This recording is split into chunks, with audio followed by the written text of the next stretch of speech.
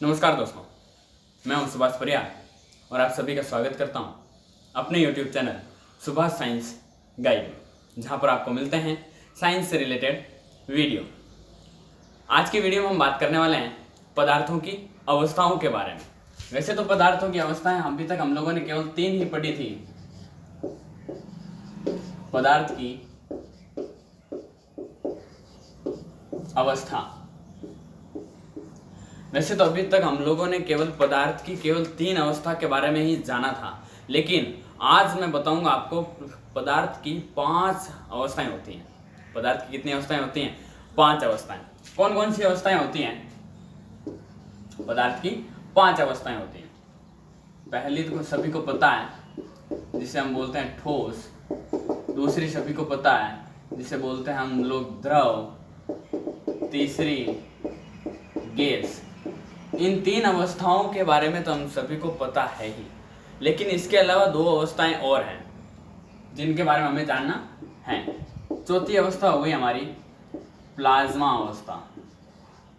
Plasma अवस्था। और 5वीं हो गई बोस-आइंस्टाइन कंडेंसेट।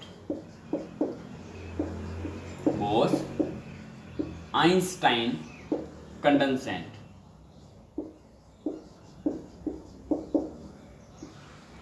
जिसे हम शॉर्ट फॉर्म में BEC भी बोलते हैं। BEC। अभी तक हम लोगों ने केवल 3 अवस्थाएं देखी थी, ठोस, द्रव और गैस। ये 2 अवस्थाएं कहाँ से आ गई? और प्लाज्मा अवस्था और बोस-आइंस्टाइन कंडेंसेट अवस्था। वैसे इन 3 अवस्था के बारे में सभी जानते हैं, तो इसके बारे में अभी ज़्यादा नहीं बताऊंगा। इसमें केवल इतना ही है, सभी जानते हैं ठोस पदार्थ, ठोस अवस्था के अंदर सभी जो कण होते हैं वो पास पास होते हैं, इनका आकार निश्चित होता है, आयतन निश्चित होता है। और द्रव के अंदर भी इनमें जो होता है कण, जो इनके कण होते हैं वो कम दूरी पर होते हैं। चलो 1 मिनट देख लें। ये हो गए ठोस की संरचना के रूप में। ये तो सभी ने अभी तक पढ़ा है, तो सभी को पता है।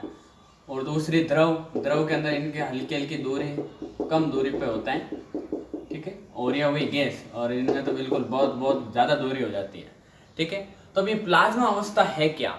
ये कैसे पता चला कि प्लाज्मा अवस्था ये है? तो देखो, हम सीधी चौथी अवस्था के बारे में बात करते हैं, और वो है प्लाज्मा अवस्था। प्लाज्मा अवस्था क्या है भाई? जब कोई गैस आयनीकृत होती है। आयनीकृत का मतलब हो गया आयनों में विभाजित होना, मतलब उस पर धनायन या ऋणायन लगना। जब कोई गैस आयनीकृत होती है तो उसके जो कण होते हैं वो उत्तेजित हो जाते हैं। उसके जो कण होते हैं उत्तेजित होता है, मतलब तेज उत्तेजना उनके अंदर होती है, और इन्हीं उत्तेजना की वजह से वो ऊर्जावान भी हो जाते हैं। इन्हीं उत्तेजना की वजह से ये क्या हो जाते हैं? ऊर्जावान। वो जो गैस के कण होते हैं ये आयनीकृत होने के कारण उत्तेजित हो जाते हैं, और उत्तेजित होने के कारण उनमें ऊर्जा भी अधिक आ जाती है। और जैसे ही जब इनमें उत्तेजित हो जाते हैं, इनमें ऊर्जा अधिक होती है, तब इसके अंदर कुछ चमक पैदा होती है। तब इसके अंदर चमक पैदा होती है, जिससे ये चमकदार हो जाते हैं, ठीक है। तो ये हो गई प्लाज्मा अवस्था। जब किसी गैस को ज़्यादा तक अधिकतम तापमान पर गर्म करेंगे तब उनमें क्या होगी? चमक। जैसे इनके उदाहरण ले लेते हैं। इसके उदाहरण में देखो तो सूरज से जो रोशनी आती है, तारे जो चमकते हैं, जो तारे चमकते हैं वो भी प्लाज्मा अवस्था के ही कारण चमकते हैं। कैसे? जब तारों का जो खुद की रोशनी होती है, जब इन पर होता है हीलियम गैस सर्वाधिक मात्रा में पाई जाती है, और सूरज भी हमारा एक तारा ही है जिस पर हीलियम गैस का भंडार है, जिस पर हीलियम गैस की सर्वाधिक मात्रा में हीलियम गैस पाई जाती है। जब ये हीलियम गैस के कण उत्तेजित होते हैं तो ऊर्जावान होते हैं, तो इनमें से एक चमक निकलती है। इसी चमक के कारण तारे और ये जो ग्रह होते हैं कुछ, वो चमकते हुए नजर आते हैं। वो अवस्था हो गई प्लाज्मा अवस्था। प्लाज्मा अवस्था हमारे यहाँ पर पृथ्वी के वातावरण में उपस्थित नहीं हो सकती। क्यों नहीं हो सकती? क्योंकि इसके लिए ज़्यादा अधिकतम तापमान की ज़रूरत होती हैं। वैसे दो बल्ब हम लोग जाने हैं, जैसे एक है नियॉन बल्ब,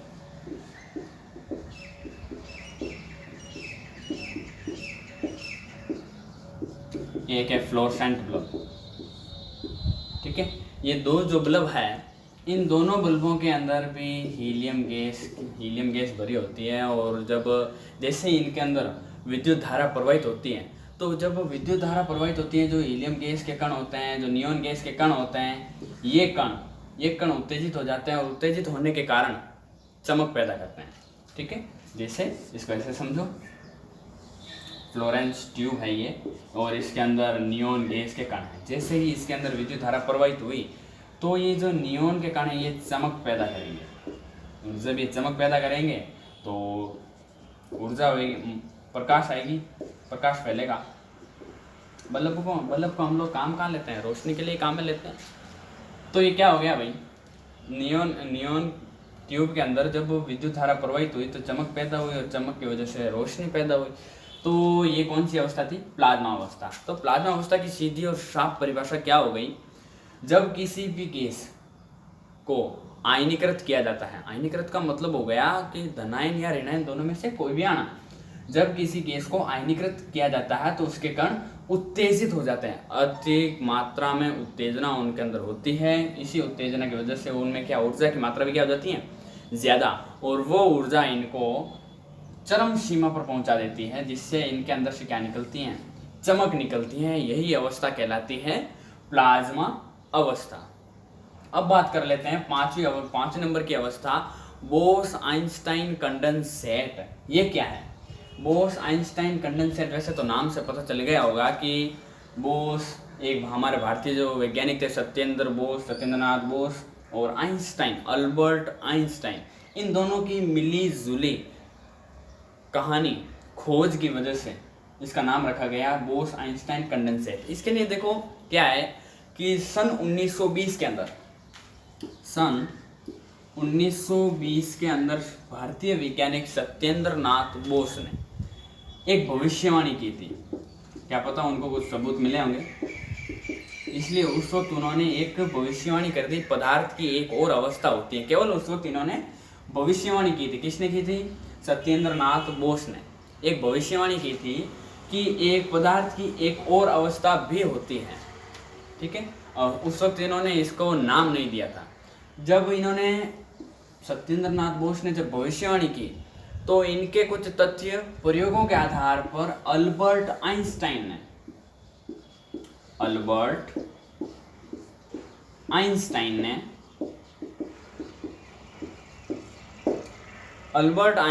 ने कुछ निष्कर्ष निकाले, कुछ एक्स्ट्रा प्रयोग किया अपनी तरफ से, निष्कर्ष निकाले। तब इन्होंने इस अवस्था को प्राप्त कर लिया। कौन सी अवस्था? BEC या बोस-आइंस्टाइन कंडेंसेट। इस अवस्था को इन्होंने प्राप्त कर लिया था। अब इन्होंने इसका नाम बोस-आइंस्टाइन कंडेंसेट रख दिया। क्यों रखा? क्योंकि 1920 में केवल भविष्यवाणी हुई थी, मतलब इन्होंने केवल बताया था। किसने? सत्येंद्रनाथ बोस ने ये बताया था कि एक पदार्थ की पांचवी अवस्था भी होती है।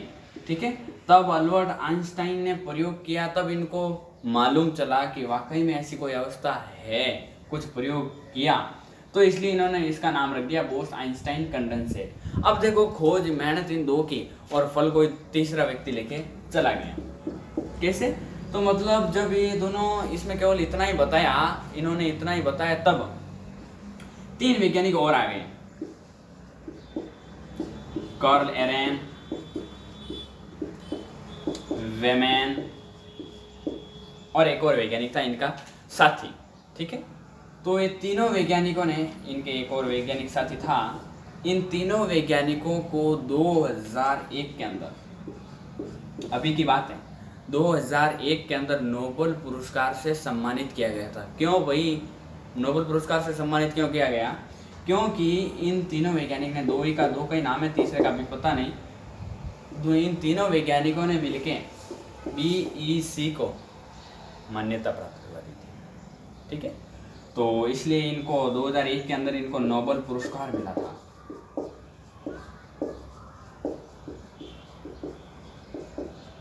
किसकी खोज के लिए? BEC खोज के लिए। अब देखो, इसको थोड़ा सिंपल समझ लें। ठीक है, प्लाज्मा अवस्था जो हो गई वो तो ज़्यादा गर्म, जब किसी गैस को आयनीकृत कब होगा वो, जब उसको ज़्यादा तापमान दिया जाएगा तब वो क्या होगी, आयनीकृत होगी। और बोस-आइंस्टाइन कंडेंसेट, ये तो अभी तक केवल इनकी खोज के बारे में था। अब ये बता दूं कि ये प्राप्त कैसे हुई थी, ये अवस्था BEC बोस-आइंस्टाइन कंडेंसेट प्राप्त कैसे हुई थी।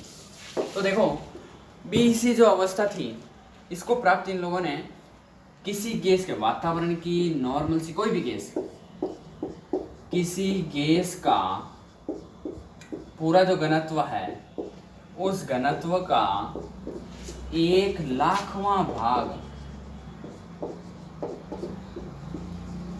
1,00,000वां भाग का घनत्व लेकर गैस को क्या किया, ठंडा किया। इतना ठंडा कर दिया, इतना ठंडा कर दिया, बहुत ज़्यादा मात्रा तक इसको क्या कर दिया गया, ठंडा कर दिया गया था।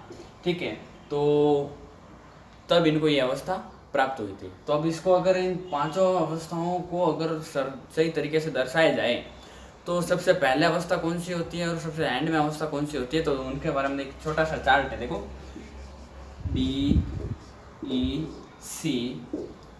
ठोस को सीधा लिख दो सॉलिड, गैस को लिख दूँ लिक्विड, सॉरी द्रव को लिख दूँ लिक्विड, गैस को लिख दूँ G गैस, और लास्ट में बच गई हमारी प्लाज्मा अवस्था। ठीक है, ये अवस्था ठोस हो गई, सभी जानते हैं। ये द्रव हो गई, इसके बारे में सबने पढ़ा है, और ये गैस हो गई, इसके बारे में भी सबने पढ़ा है। अब देखो जो BEC है इसको ठोस से भी ठंडा करोगे तब BEC अवस्था हमें बोस-आइंस्टाइन कंडेंसेट हमें प्राप्त होगी। और जो प्लाज्मा अवस्था है इसको सर्वाधिक मात्रा में क्या करोगे भाई, गर्म करोगे। गैस से भी ज़्यादा गर्म करने पर आयनीकृत हो जाएगी, और वो गैस, जब वो गैस आयनीकृत हो जाएगी तो हमें कौन सी अवस्था प्राप्त हो जाएगी, प्लाज्मा अवस्था। तो ये था हमारा पदार्थ की पांचों अवस्था के बारे में, जिसमें से 3 अवस्थाओं के बारे में आप सभी लोग जानते हो, जबकि 2 अवस्था प्लाज्मा और बोस-आइंस्टाइन कंडेंसेट के बारे में इसमें बताया गया है। ठीक है।